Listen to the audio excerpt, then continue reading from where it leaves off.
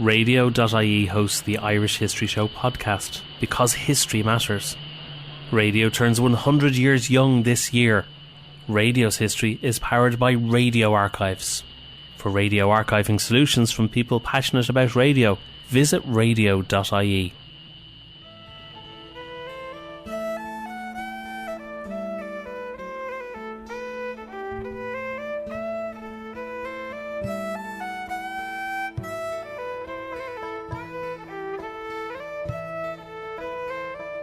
Hello and welcome to the Irish History Show. My name is Cathal Brennan, and as always I'm joined by my co-presenter John Dorney from theirishstory.com. Please check out our friends at radio.ie for all your radio archiving solutions. You can find this episode and all our previous episodes on our website, irishhistoryshow.ie. You can follow us on Twitter at irishhistorypod or on Facebook, facebook.com/The Irish History Show. If you get a chance, please rate and review the show on iTunes, Spotify, Stitcher, or wherever you get your podcasts. It really does help us. And if you hear an episode you like, please share it on your social media. We are really grateful for all the support we receive from you, the listeners. John has set up a Patreon for The Irish Story and The Irish History Show, and if you would consider supporting the show, there is a link in the show notes. Thank you, and we really do appreciate it. On today's show, we're going to be discussing a new book about the 1923 general election in the Irish Free State called Vying for Victory, and we're very pleased to be joined by two of the authors, Elaine Callinan and Mel Farrell. Dr. Elaine Callinan is a lecturer in modern Irish history at Carlow College St. Patrick's, and Dr. Mel Farrell is also a lecturer in Irish history at Carlow College St. Patrick's. Mel, you're very welcome to the show. Thank you very much. I'm delighted to be here. Thanks for having me on. Now, first, we just wanted to let the listeners know, why is the 1923 general election in the Free State so important? Indeed. Well, it's funny enough, it's kind of been neglected in comparison to the 1918 election and the 1922 election. So obviously the 1918 election was the first occasion in which women over the age of 30 got the vote. And it was obviously the election that marked the victory of Sinn Féin over the Irish Parliamentary Party. Then in 1922, obviously the pact election, when Collins and De Valera agreed a pact to put forward a Sinn Féin panel, trying to replicate the treaty positions in the second Dáil. Whereas in fact the 1923 election, as far as we're considered, Elaine, Thomas and I, this was actually the election that marked the beginning of modern Irish democracy, because on this occasion, this was the first occasion in which all women aged 21 or over got the vote on the same basis as men. And it was also the first election in which every constituency was contested. In 1922, 8 constituencies were not contested. In 1918, I think 25 of the Sinn Féiners were actually elected without contests. So we consider the 1923 election the moment where the Irish Revolution really transitioned into electoral politics, and it's also the election that really set the mould for modern Irish democracy and modern Irish electoral history. And Mel, the 1923 election was, I think, very unusual in international terms in that it happened right after Civil War. So mostly when Civil War is finished, you don't have a rerun as an electoral contest. So why was there an election so soon after the ceasefires and the dump arms order in the Civil War? Absolutely. I mean, it is really remarkable. So yeah, obviously the Civil War had been petering out in the spring of 1922, but it formally ended on the 24th of May, 1923. And then 12 weeks later, you have this general election, and you have both of the sides in the Civil War contesting that election. It is quite remarkable also that the election was so peaceful, given that it came, so soon after the end of the Civil War. And, Garrod Barry in our book, in his chapter 10, he talks about that and he puts it in its European context. This was highly unusual, but he puts it very well. I'm paraphrasing him here, but he says, that the willingness of both sides in the Civil War to share the electoral space so soon after the Civil War really pointed to, a democratic future for the new state. Now, obviously, there had been the election in 1922, which was necessary. But at that time, even though, the provisional government, had been promising that there would be universal adult suffrage, with the timing involved, it wasn't possible to put together a new electoral register in time. It was a really slow process of updating the register to take into account all of the newly enfranchised voters. So it was always expected there would be another election. Obviously the Civil War period, the 1922 election also, of course, just to point out, happened just before the Civil War. So Civil War was hanging in the air. The threat of Civil War was in the air in 1922. Obviously, by August 1923, the Civil War has already happened at that stage. So everything, the atrocities on both sides, the executions by the government, everything was in the mix when people went to vote in August 1923. So yeah, it is quite remarkable that the election happened so soon after the Civil War and that it passed off rather peacefully in that context. There was people in the Dáil were pushing for, right after the Civil War, were pushing the government, when will the election be? When will the election be? And the government's kind of response was, they had to update the register. So in fact, there was a push to have the election even sooner than it actually happened that summer of 1923. But as we know, it happened on the 27th of August, 1923. So even though the Civil War has come to a close, we still do have things like martial law and a lot of Republicans still in jail. How does that affect the electoral contest? Absolutely. So you have some 12,000 anti-treaty Republican prisoners still in prison when the election takes place. And for many Republicans, obviously the 1922 election, had been a disaster for anti-treatyites. They won 36 seats in 1922, but it was actually the Collins-De Valera Pact had worked to their advantage at that stage because of the arrangement between the two sides for the vote transfer, because the anti-treatyites actually won in 1922 roughly the same number of first preferences, around 21%, as the Labour candidates, but yet Labour won 17 seats, the anti-treatyites won 36. So then, obviously in 1922 it was clear that the people weren't with them in terms of their position on the treaty. So then you had the Civil War, which was an unmitigated disaster, and then obviously the fact that the government had 12,000 Republican prisoners still in custody. So for Republicans, they felt, well, this election is not going to be a free or fair contest. They really questioned the democratic credentials of the new state.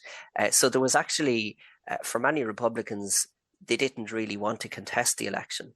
But De Valera had been very marginal after the treaty vote in the Dáil. He sort of lost his position of leadership. During the Civil War, it was kind of the anti-treaty IRA, Liam Lynch and others who were calling the shots. So that the end of the Civil War allowed De Valera to resume political leadership. He revived Sinn Féin, of course, at the end of the Civil War in June 1923, and he started the process of leading Republicans back on a sort of trying to achieve their objectives through the political process. But even at that, a month out from the election, Sinn Féin had not actually taken a definite decision to contest the 1923 election. And it was actually only on the 25th of July that the party's organising committee resolved to contest the election to the fullest extent that they could. And they decided, obviously, to put up 85 candidates in that election. And obviously, as we know, they had a good electoral outcome, which vindicated De Valera's call to lead Republicans back on a political path. So, Elaine, what was the message of the anti-treatyites running as Sinn Féin in this election? Well, the main message of the anti-treatyites, of course, was that the treaty didn't work in many ways, but they were prepared to contest this election anyway, if you like. If you look at Eamon De Valera during this time, and David McCullough writes very well on him in the book Vying for Victory, his political power was seeping away at this point in time, so he really needed to make a comeback, if you like. He needed to put Sinn Féin back on the map again. Really, I suppose they were very much stating that they were the party that could save the nation going forward. Mel, we were talking about the context of the Civil War, and there's many unusual things about this election. So, for example, the National Army is still mostly mobilized at this time. It's still very large. Still a lot of prisoners, as you mentioned, in jail. And quite a few of the prisoners actually run as candidates in the election. I mean, notwithstanding what I said about, the election was remarkably peaceful given its proximity to the end of the Civil War, at the same time, there were reminders of the conflict that had just ended, the prisoners issue, but also mid-campaign you had the first anniversaries of Arthur Griffith and Michael Collins and extensive coverage in the papers, and then the sensational arrest of Eamon de Valera in Ennis as he addressed a Republican election demonstration by Free State troops, and he was taken off to Arbour Hill. And of course, during the election, Cosgrave actually announced the arrest of De Valera at a Cumann na nGaedheal election rally in County Louth. And he made the point that, De Valera was quite safe where he had been taken, unlike many other people, who had been casualties during the Civil War.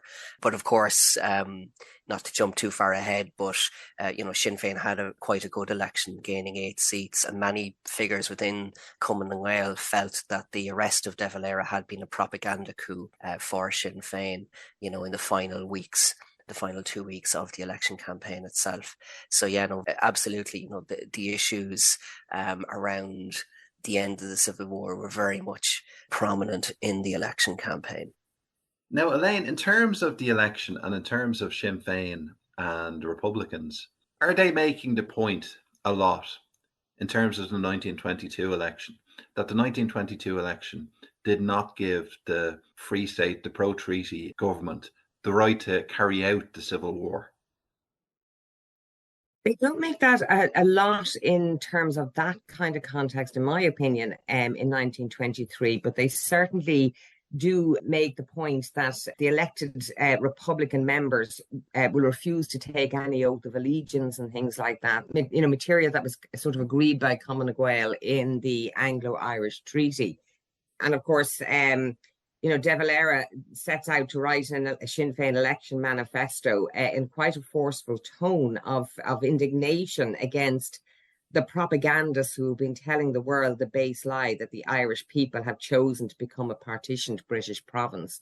So they're the two issues that he's primarily fighting Cumann na nGaedheal on in relation to both the treaty itself and in the context of the actual election. One of the things that De Valera tries to do in many ways is create continuity with the past that Sinn Féin was involved in. For example, he'll mention Pádraig Pearse, and he'll draw in some of the others from the 1916 Easter Rising, the leaders primarily of the 1916 Rising. And what he's trying to do, I suppose, is create that whole idea of wanting to go forward in terms of a united Ireland and a republic.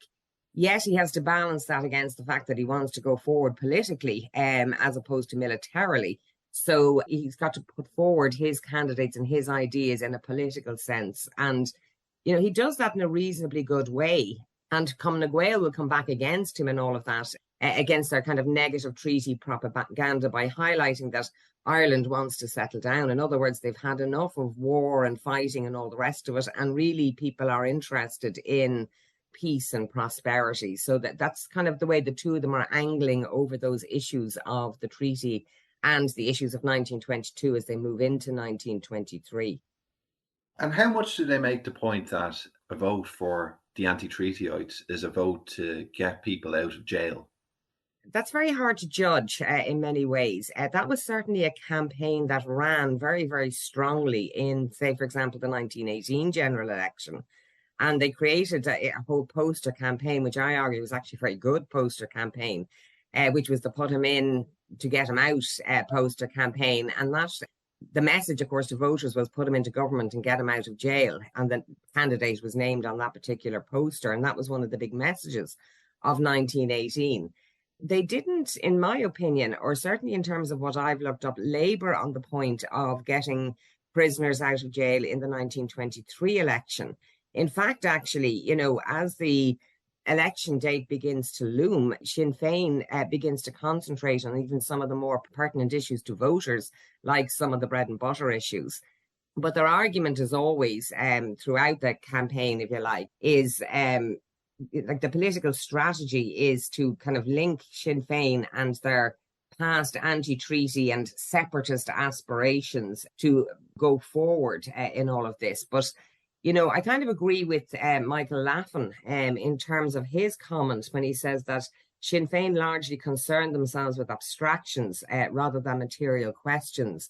But up to a point, I do think then they start to hone in a little bit as you get closer to the election day on some of the more real issues for voters. And Mel, what was the basis of Cumann and Dáil, so the relatively new pro-treaty party? Absolutely. So Cumann and Gael's genesis really arose through the pro-treaty Sinn Féin election committee, which was set up in the spring of 1922. So in August of 1922, with civil war, raging across the country, the pro-treaty election committees resolved to form a new political party to support the Free State government. So this was a recognition really that the split of the Sinn Féin movement was by this stage permanent. So they took steps towards creating a political party to uphold the treaty settlement and support the new government in that regard. And they actually had a conference in 5 Parnell Square in December 1922. And that conference is where there was actually a motion put to that conference to continue on as Sinn Féin. And Ernest Blythe, the minutes record, he was very forceful in saying, Sinn Féin's work is done. It's time for new structures. Of course, the situation in Sinn Féin is very complex. There were pro and anti-treaty positions at every level, from the Cumann right up to the executive. But of course, the party president was Eamon de Valera still. So pro-treatyites decided to start with a new political party on that occasion. Various names were put forward on Cumann Náisiúnta, Cumann na Saoirstát. There was even one Cumann Sonas Éireann, party for the happiness of Ireland, but they actually settled on Cumann na Gael as the name of the party. Of course, Arthur Griffith had set up an organisation called Cumann na Gael in 1900, and it was one of the strands that went into Sinn Féin in 1905. So it's kind of a nod to the past, representing continuity and change. So Cumann na Gael then, you had obviously we know the Free State, the birth of the Free State on the 6th of December 1922 was completely overshadowed by the attack on Sean Hales and Pádraig O'Malley. O'Malley was wounded, Sean Hales was shot dead, and then you had the extrajudicial executions of the 4 Republican prisoners as a reprisal. So this was obviously a devastating start to life in the Free State. So they decided to defer a public launch of the party. People like Richard Mulcahy are writing to the people, organising the party to say, you have to kind of defer things. So they deferred a public launch until April 1923, which kind of showed the extent to which things were beginning to stabilise in the spring of 1922. So Cumann na Gael then was launched on the 27th of April in the Mansion House. And this new political party really was all about upholding the treaty settlement. It encompassed people who had, accepted the treaty for various reasons. There were 40 shades of green involved. Some people were very Republican, some people were very nationalist, some people wanted to see just a British evacuation. So people accepted the treaty for different reasons. So that Cumann na Gael was basically a coalition of people who supported the treaty. And obviously, with nationalism divided on the treaty question, Cumann na Gael could not replicate the dominance of the old Sinn Féin in 1918, 1919. So they very quickly recognised that to maximise their vote, they had to appeal to what were referred to euphemistically as new elements. And I read this as voters anxious to avert a return to violence and instability. So they do pitch as I say in my chapter in the book, a safety first message, that a vote for Cumann na nGaedheal is a vote for stability. It's a vote to work the treaty. It's a vote to get on, as Elaine said there, with the bread and butter issues, and to move forward, in a new era under the Free State. And that's pretty much what Cumann na nGaedheal represents through, from 1923 until 1933. And just on that, Mel, I mean, I've looked at the 1923 campaign myself a little bit, and you see fairly outlandish things, I would say, said on both sides. Like, for example, I think Ernest Blythe said, campaigning up in Cavan Monaghan, that nobody got executed except who deserved it, and every one of them deserved to be shot. You hear fairly wild things said during the campaign. Absolutely. There was quite a lot of heat. And funny enough, I would argue actually subsequent elections were even more heated, in September 1927. And, the 1933 election was obviously extremely heated in January 1933. But yeah, no, there was quite some vitriol in August 1923 as well. Obviously, Cosgrave as well, addressing the rally in Dublin on the 12th of August, responding to Republican hecklers, stating that he and his colleagues had only ever drawn guns for the flag, pointing at the tricolour, implying that those on the other side obviously had ulterior motives from his perspective. So yeah, no, there was quite a lot of heat in the election for sure. And Elaine, what role did all these new parties play from the third Dáil into the fourth Dáil when we had that Sinn Féin monolith running things from early 1919 onwards? Presume you're talking about parties like the Farmers' Party and the Labour Party and parties like that. And in terms of competition in 1923, I think they put on the table some different ideas that even, Sinn Féin and Cumann na nGaedheal would pick up in later elections. I mean, obviously parties like the Farmers' Party, agriculture was their main theme throughout most of their propaganda. But they also spoke about issues like political unity, prosperity, reduction in the cost of living, education. In fact, actually, ironically, some of the things that we talk about today. But, they were very vehement in making points like agriculture was the only wealth-producing industry in the country and that any other industry in the country imported, whereas agriculture exported. And I think they kind of drove home that message, and they did quite well in the election as a result of that, gaining, I think it was 9.8% of the overall vote. Labour had a couple of issues that were similar to Sinn Féin in this particular election, and sometimes it was difficult to separate out some of the Labour points and the Sinn Féin points. For example, Labour would have had issues with the oath of fidelity to the Free State and the allegiance to the King. But unlike Sinn Féin, they were, talking about things like preparing to take the oath, but only if it will help the workers. And what they were advocating for in many areas was a Labour republic, particularly in counties like Kerry. They did double the number of candidates for this election because they'd done well in 1922, but they actually only won 14 seats out of those number of candidates. So they attained, actually, in the end of the day, less than half the votes achieved in 1922. So I think really indicates that the voting public at the time were very much leaning towards the Cumann na nGaedheal Safety First campaign, if you like, that sort of won the day, even if it was by maybe not a massive majority. It certainly kind of appealed to a lot of voters, like, let's just move forward, get rid of the violence and start working on building a nation. And one thing which I think is underemphasized generally in the history is the 1923 Land Act. What part did that play in the election campaign?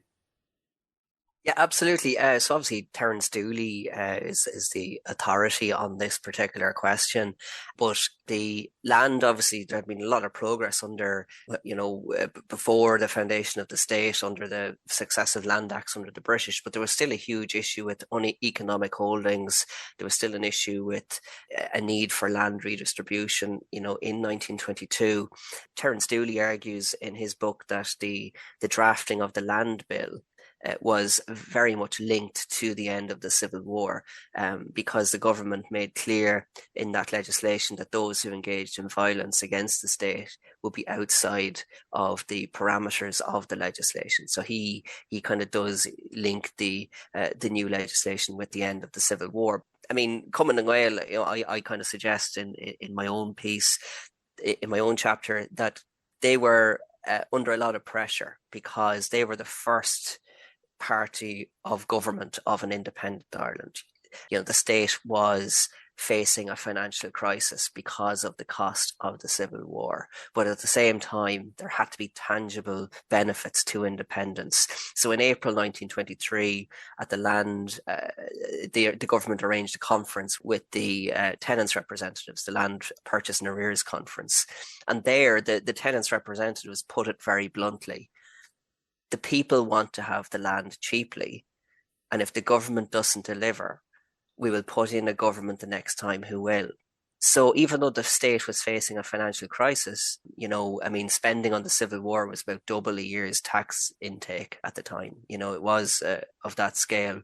So they actually used, some clever financial engineering to underpin the 1923 Land Act, which for the first time provided for a compulsory purchase under this legislation. And obviously, I think Dooley, I'd have to double check, but I think Dooley says around about 30 million would have been the cost. So this was really a landmark policy for the government going into the election. And as Elaine has pointed out previously, it was passed into law on the 9th of August 1923, so it coincided with the dissolution of the Dáil ahead of the election. So basically, this was really the government's big policy, if you like, going into the election, that they were providing for the 1923 Land Act. And obviously, we've talked a lot here about how, Labour had a good election in 1922, not so good in 1923.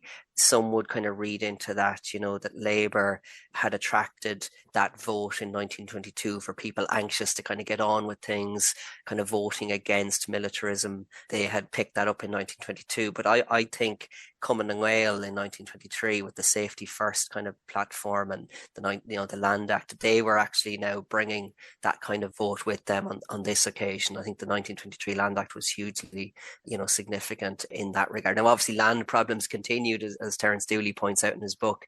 I think successive governments found that there just wasn't enough land to keep everybody happy, so land, remained a huge issue for decades to come.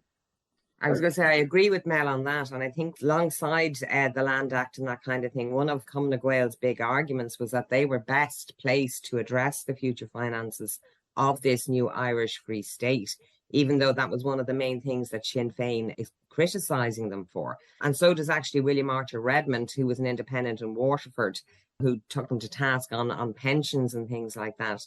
But Cumann na Gael will make the argument that they are the people that dealt with the British, that, knew where they were going, that had a plan for the future of the country, and that basically they were saying that Ireland wanted to settle down and wanted more work. So they were appealing to kind of both the war fatigue element, their ability to provide prosperity and future employment for people. So I think it kind of goes hand in hand with this whole idea of the Land Act as well.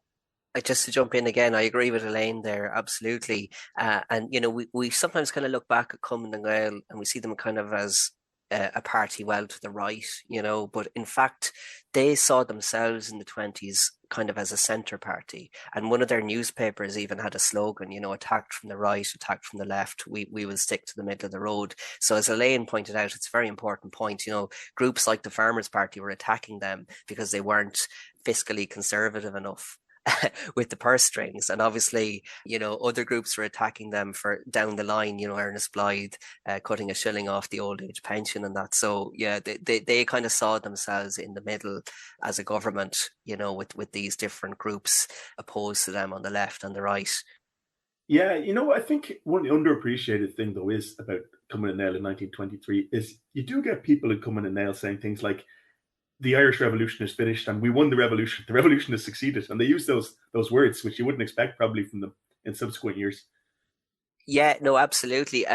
Like I can rattle off a few quotes from the hustings. Even you have people down in Waterford, candidates saying talking about a free Ireland and a free Ireland being achieved, and people trying to put forward the idea that their support of the treaty, as Cumann na Gael candidates, does not dilute their nationalism, and that they still believe in the things they had always believed in. And even, I mean, Joe McGrath had actually announced that he was retiring from national politics and he wasn't going forward in Dublin North in the 1923 election. And it's quite remarkable. I mean, Cosgrave actually issued a public appeal published in the national newspapers in August 1923, basically begging him to reconsider and saying, you have a national record to be proud of, and I want you to stand in the election. And McGrath then is selected in Mayo North, and one of the other Cumann na Gael candidates withdraws. I think he joined I think the last day that nominations could go in, about the 15th of August. So like 2 weeks before polling, McGrath joined the ticket for Cumann na Gael in Mayo North and was elected. So yeah, no, absolutely. They were putting forward the revolutionary foot in 1923, so to speak, that they were linking themselves with the revolution and linking themselves with, like, for example, in Longford Westmeath, Sean McKeown not going forward is a big blow to them because he got 10,000 first preferences in 1922 on account of his war record in the War of Independence. But then he concentrated on his army career during the 20s, didn't go forward for Cumann na Gael. And, they actually struggled, even though Longford Westmeath was a 4-seater in 1922, pro-treaty Sinn Féin had 2 seats. But in 1923, it went up to a 5-seater, and Cumann na Gael could only get one candidate elected, P.W. Shaw. So it does show you that their antennae was correct, that having candidates with a good war record was important to them. Now, Elaine, you mentioned there earlier Captain William Redmond, and we've also mentioned the Farmers' Party. But I'd be curious to know, what role did former Irish Parliamentary Party and former Unionist voters play in the third and fourth Dáil? Well, obviously the Irish Parliamentary Party itself is gone since really the end of the 1918 general election. But there certainly are players still involved in politics during this time on the Irish Parliamentary Party side and on the Unionist side. Where we see Unionists, we see them actually an awful lot more in local politics than we do in the national politics side of things, in organisations like the Ratepayers Association and so on and so forth. But we see more Irish Parliamentary Party candidates going down the route of Cumann na Gael and the ideals of Cumann na Gael, because I suppose really in the end of the day, they were and always were advocating for home rule, and this was a form of home rule that they could sit well with. They certainly didn't sit well with as much the anti-treaty side of things. So where you see them a lot is in the Cumann na Gael side of things, where you see the Irish Parliamentary Party interests as well, is on the Cumann na Gael side. And Unionists, as I say, yes, also on Cumann na Gael, but, divvied out a little bit into farmers too, but very much interested in local politics on things like town tenants and ratepayers and places like that. If I could just jump in there, sorry, I agree with what Elaine said. You also had Major Miles elected in Donegal. You had Brian Cooper elected in Dublin County. And then obviously you also had Arthur Griffith had made a promise at the time of the treaty negotiations that the minority population would have representation. So in the original Free State Senate, they actually reserved seats for the minority interest. So in fact, I suppose 2 things: proportional representation, first of all, but then also the makeup of the 1922 Senate did allow for minority voices to come through the political process, and be heard in the Free State political system, which obviously with the first past the post, that wasn't possible in 1918, for example. And when Northern Ireland returned to first past the post, obviously it was very hard for the nationalist voice to be properly represented through political structures there. Elaine made a very good point about Cumann na Gael. Cumann na Gael were asked, when organisers were out in the constituencies, they fed back information, are unionists welcome in the party? And the response was all elements, new and old, are welcome in the party, which did cause friction, like down in Cork. For example, they cooperated with the Cork Progressives, Beamish and O'Shaughnessy, with former unionist associations, which caused friction for Cumann na Gaelers who came through from the Sinn Féin tradition. Now, Elaine, we might just talk now about women voters and what was their role in this election. Well, this is really an area that Claire McGing looks very much into in the book, but it's an area that I have an interest in myself for obvious reasons.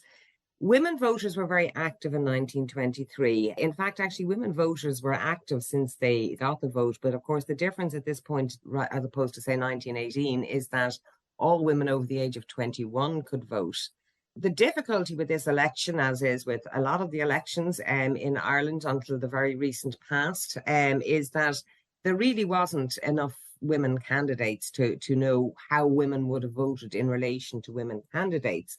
But certainly they exercised their rights to vote. And Claire McGing makes the point that women accounted for between 43% and 49% of voters in the constituency.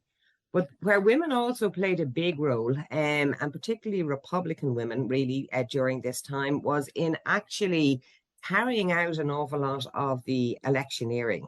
They did a lot of fundraising for the election campaign and fundraising for, you mentioned prisoners earlier, they did fundraising for interned prisoners and their dependents. You know, one Republican woman makes the point that electioneering was simply another way to work against the treaty. So they were still very much on the Sinn Féin side, which plays out poorly for them in the end of the day when Cumann na Gael come to power, because there's really only one woman candidate there that takes her seat, and that is Margaret Collins O'Driscoll. Any of the other Sinn Féin women followed the policy of abstentionism. So it's difficult to know going forward if that had an impact on women in politics. But certainly during this election, I think similar to past elections, actually, women still saw themselves as voters and electioneers rather than candidates. But then it was also very difficult for women to get selected by political parties for good constituencies. So, you know, as we saw even back in 1918, particularly on the Labour side of things, some women turned down the idea of running for election because they were really getting poor constituencies. And that would have happened, for example, to Winifred Carney as well, who ran for Sinn Féin in the Victoria constituency in Belfast. So, you know, there's a lot still in terms of politics and women to iron out in terms of all of this, kind of electioneering and running as candidates. Certainly in terms of turnout, the turnout of women, again, was very strong in this election.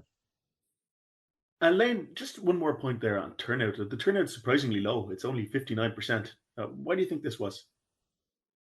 I actually think this was largely due to voters being fed up with elections, actually, if you want the truth of it. I mean, if you do the calculations, they went to the polls in 1918. They went back again for local, urban and rural elections in 1920.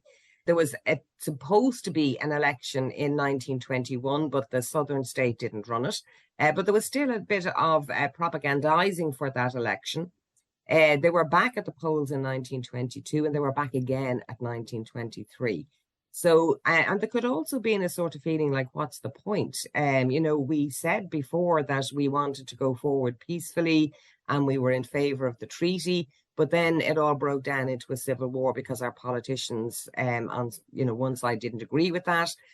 So there's probably a number of reasons. And then, of course, you're also back in a time where it is a little bit more difficult to get to the polls. But I was surprised in terms of 1923, given that it was the setting up of the Irish Free State, that the turnout was still, like, there was still a lot of apathy amongst the voting public. And I thought even if they were not too impressed with Cumann na Gael or Sinn Féin, they might have actually stepped more towards Labour or the farmers. But that didn't seem to be, well, it certainly, farmers did better in this election, but you still had a lot of abstention from the polls. So it's hard to know what goes on in people's minds when it comes to these things, but I would put it primarily down to election fatigue. And Mel, just one more point before we move on to the election day itself and the results. a very strong part of the Republican narrative of the Civil War and of this election was that the role of the press and of the Catholic Church was very much in favour of the pro-treaty side. Is that something that you found researching this book? Definitely. Well, from the very beginning, not to go off the point too much, but the treaty obviously was signed 6th of December 1921, and immediately public opinion, the newspapers, national and local, all felt the treaty was the best deal and should be accepted. So from the very beginning, the newspapers were very strongly in favour of the treaty. And then obviously subsequently that translated into support for Cumann na nGaedheal, by 1923. Owen O'Shea has a chapter in our book looking at the constituency of Kerry, where, as was the case, in most constituencies, the local press were very supportive of the pro-treaty position and Cumann na nGaedheal. But all the same, the voters in Kerry still went out and gave Sinn Féin one of their best results, where they actually took 4 of the seats on offer in the Kerry constituency. So it kind of goes to show you that even though the newspapers could be very supportive of Cumann na nGaedheal, in a constituency like Kerry, that could still not translate into a strong showing for Cumann na nGaedheal. Of course, Kerry is a unique example because of the atrocities that took place in Kerry during the Civil War. Obviously the Free State, it's setting up the government's position. The Civil War caused a lot of friction with voters, but it's still important, that despite the pro-treaty stance of the newspapers there, Sinn Féin, the anti-treaty position, still had a very, very strong showing in the Kerry constituency. So I think that's an important point to make as well. But yeah, broadly, but I would argue, the newspapers were just reflecting public opinion really with their support for the treaty, because when you go and look at the treaty, say December 1921, January 1922, like there was strong support for the treaty from farmers' organisations, from urban councils, rural councils, county councils. So like really the Dáil support for the treaty was narrow, a majority of 7 in the vote in 1922, but that didn't mirror the level of support for the treaty outside the Dáil. So, I would argue the newspapers, they were shaping opinion, but they were also reflecting it. Mm-hmm. If that answers your question. Yeah, and Dáil O'Corrán makes the point with regard to the Catholic Church, which of course is by far the majority religion in the country at the time, that it's the only time they really interfere openly in party politics in the Southern Irish state. Correct, absolutely. Dáil makes that point, and that's something that I would have seen in my own research on the 1920s.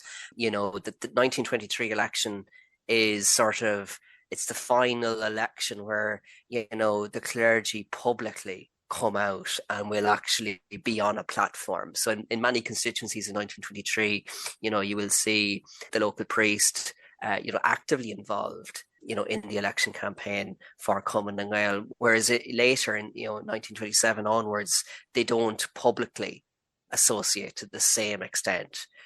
So it is kind of the last election of that era where, kind of a throwback to former times where a priest will actually come out and campaign actively for one of the parties in that regard.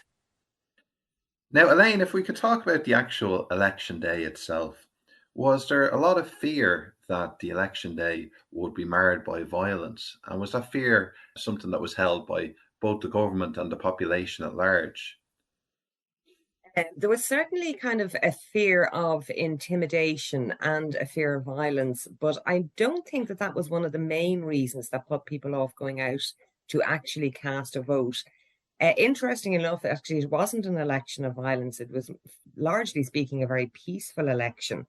But there was always the undercurrent from past elections. And I think Mel pointed out earlier on that it was, there was more violence in some of the later elections than there was in this election.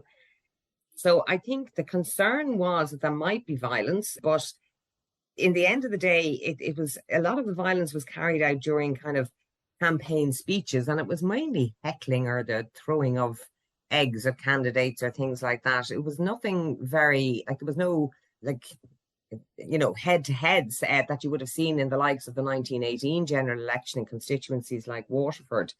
So I think there was an undercurrent maybe of apprehension rather than fear. And there was certainly on the day itself, very, very little violence.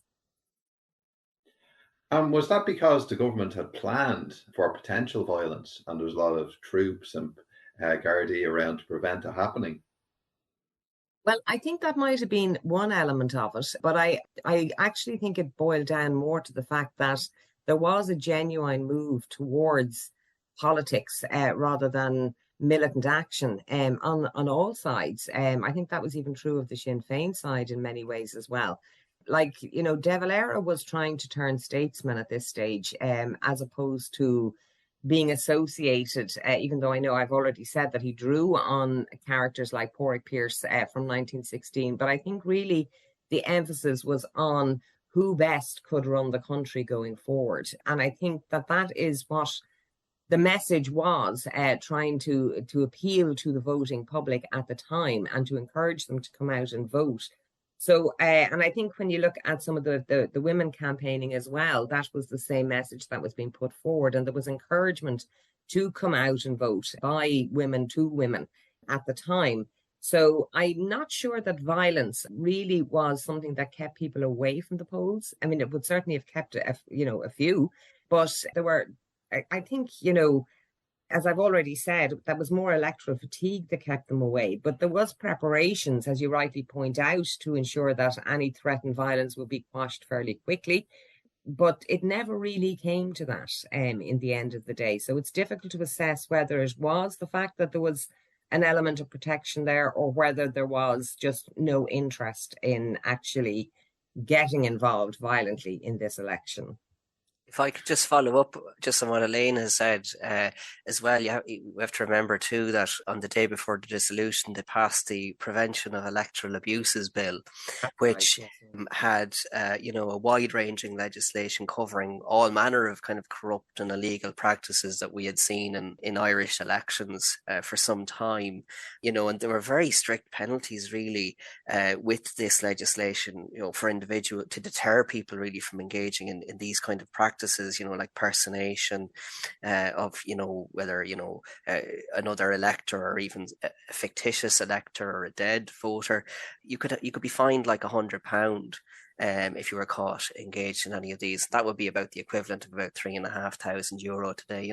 Quite a heavy fine. And then obviously repeat offenders, would face even more stringent fines and maybe even a period of time in prison. So to an extent, what you said earlier about planning for it, that they had this in their mind too when they brought in the Prevention of Electoral Abuses Bill.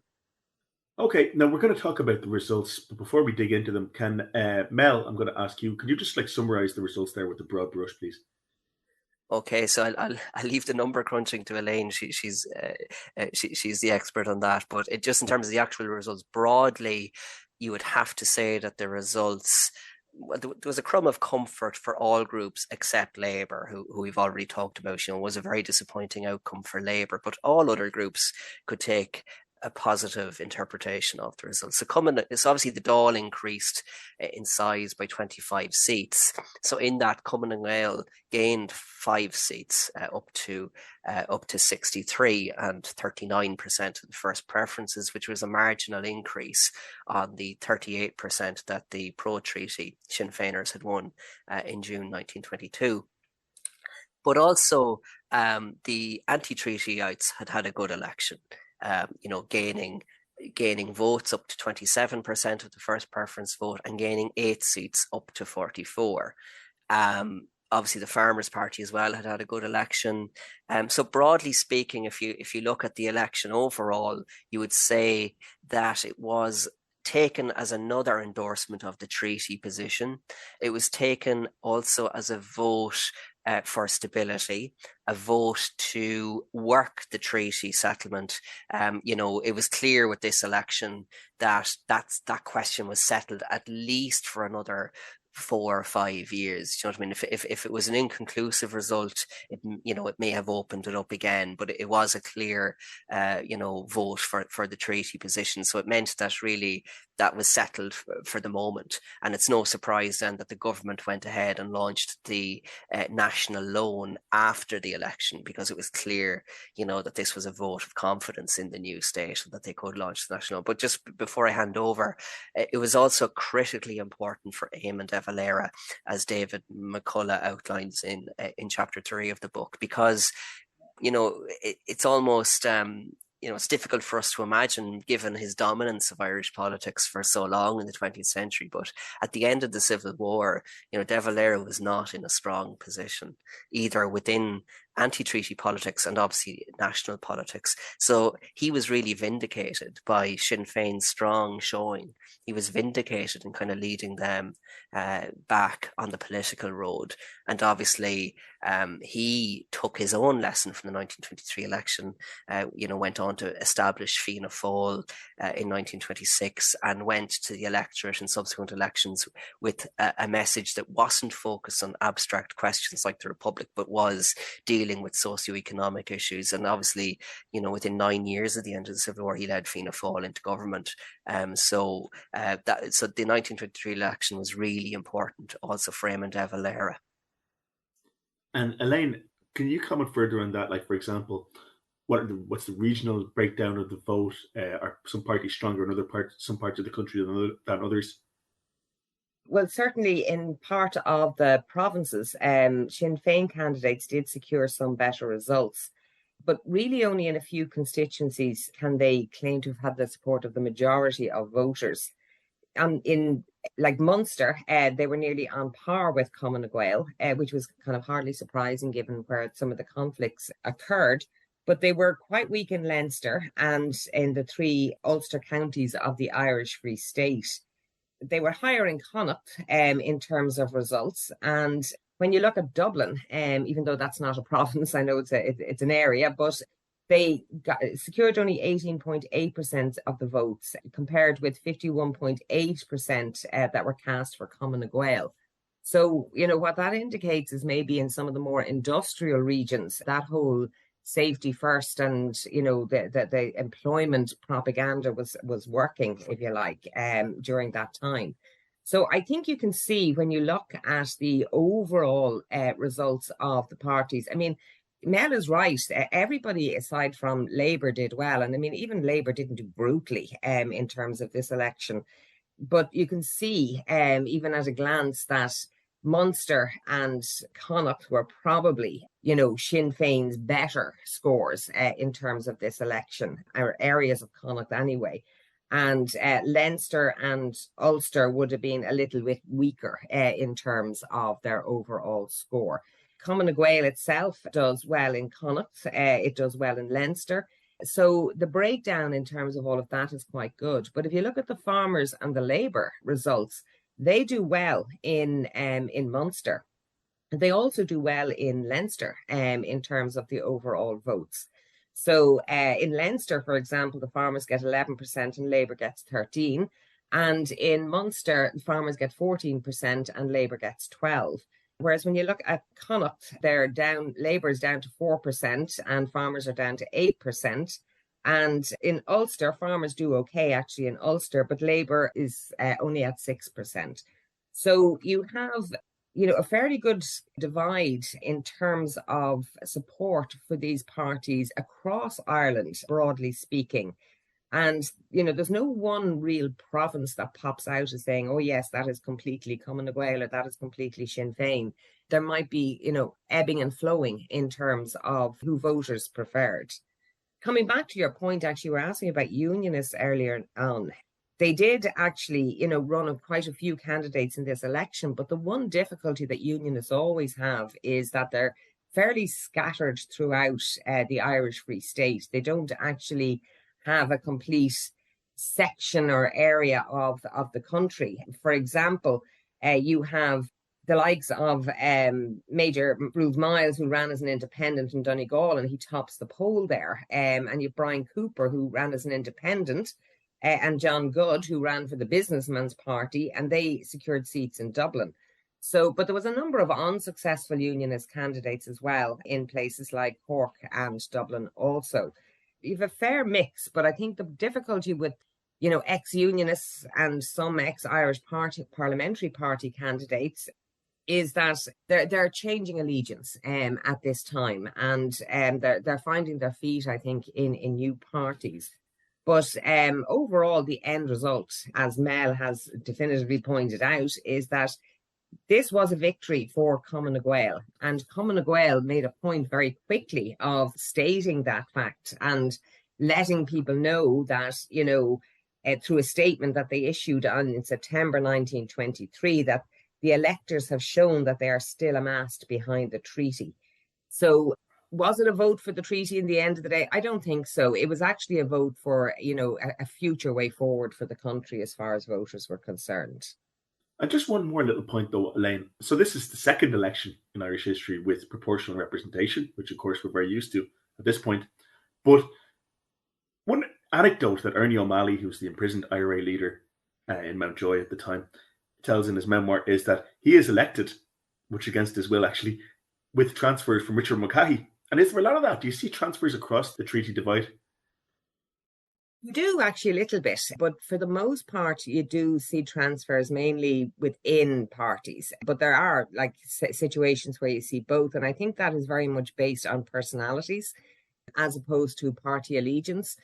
Party allegiance is being formed at this time. And I think actually in this period of Irish electoral politics, it is very much personality-led and leader-led in many instances. And I think that is largely sometimes how people cast their votes. A lot of these candidates are only becoming known. Names we're now very familiar with. We're really only coming to the fore in 1918. So we're only at 1923 at this stage. So there's a lot of candidates that are basically fairly new to Irish politics. And of course, even in that, Sinn Féin makes the argument in the aftermath of this election campaign that they could have done an awful lot better if 12,000 of their most active men had not been in prison.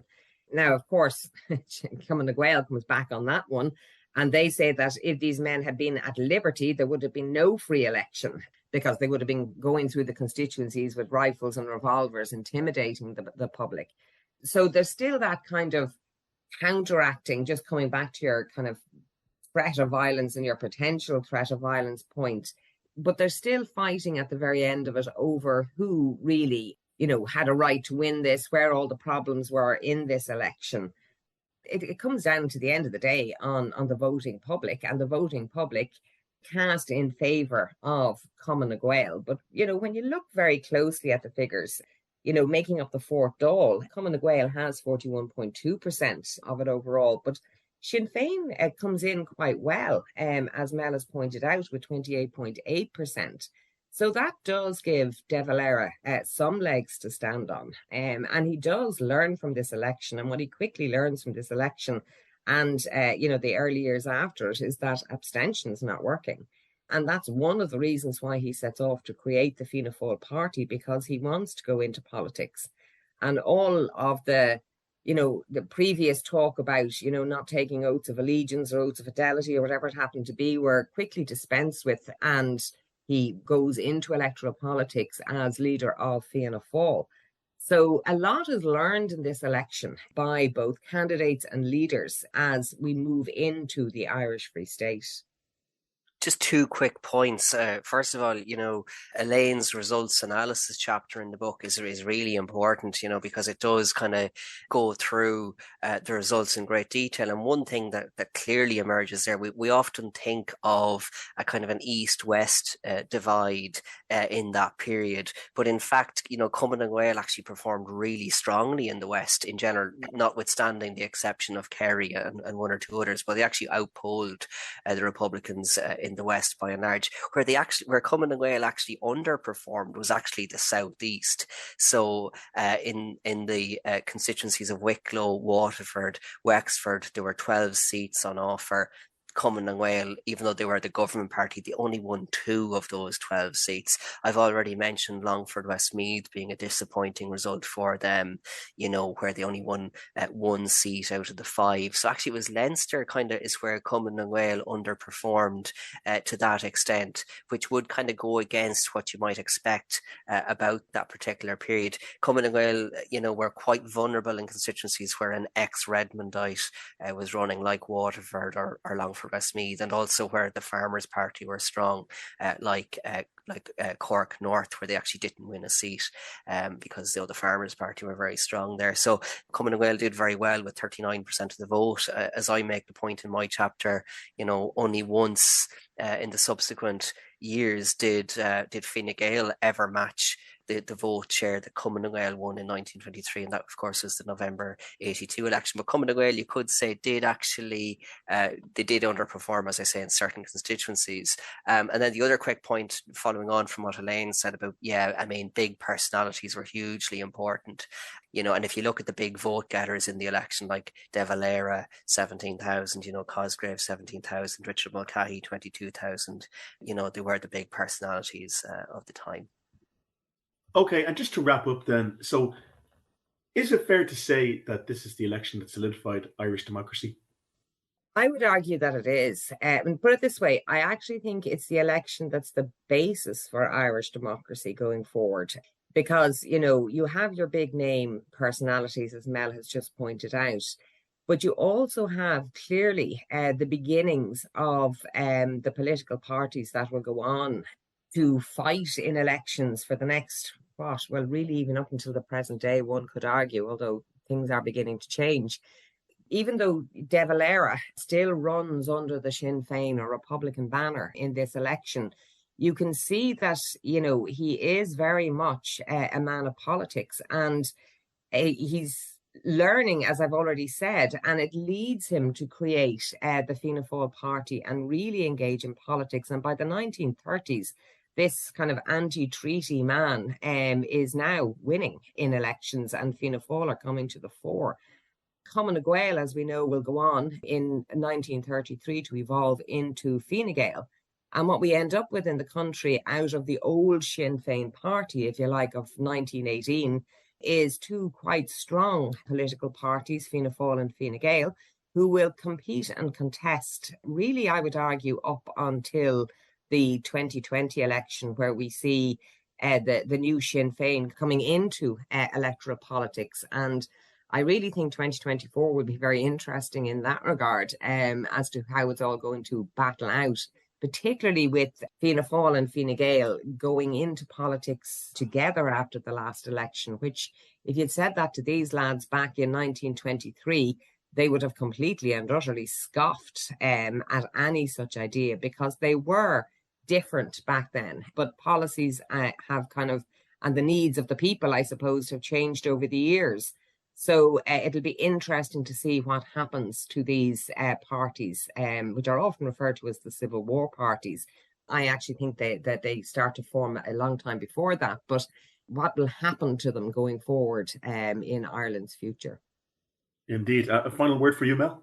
Yeah, just to follow on there on what Elaine said, we often think about Civil War politics as being fossilised in 1922, 1923, but of course there wasn't a Fianna Fáil or a Fine Gael in the 1923 election. As Elaine has outlined, these parties evolved over the next 10 years, so to speak. And in fact, the first election in Ireland where there was a Fine Gael, the first general election in Ireland where there was a Fine Gael and a Fianna Fáil on the ballot paper was the 1937 election, 15 years after the Civil War. So as Elaine said, it's a much longer term process, before and after that you actually have the party system settled. And some people, did cross that divide as well, like Patrick Belton, obviously first elected for Fianna Fáil, became a Cumann and Gael TD after that, and then a founding member of Fine Gael. So, it wasn't quite as clear cut. It took time for politics to become clear cut between Fianna Fáil and Fine Gael, in the decade or so after the foundation of the state. Now, I just want to say thank you very, very much to our 2 guests today, Dr. Elaine Callinan and Dr. Mel Farrell, and their book, Vying for Victory, the 1923 General Election in the Irish Free State, is available at the moment. So just to say, you can find this episode and all our previous episodes on our website, irishhistoryshow.ie. You can follow us on Twitter @IrishHistoryPod or on Facebook, facebook.com/The Irish History Show. If you get a chance, please rate and review the show on iTunes, Spotify, Stitcher, or wherever you get your podcasts. It really does help us. And if you hear an episode you like, please share it on your social media. We are really grateful for all the support we receive from you, the listeners. John has set up a Patreon for the Irish Story and the Irish History Show, and if you would consider supporting the show, there is a link in the show notes. Thank you, and we really do appreciate it. So on behalf of myself, Cathal Brennan, and my co-host John Dorney, thank you very much for listening.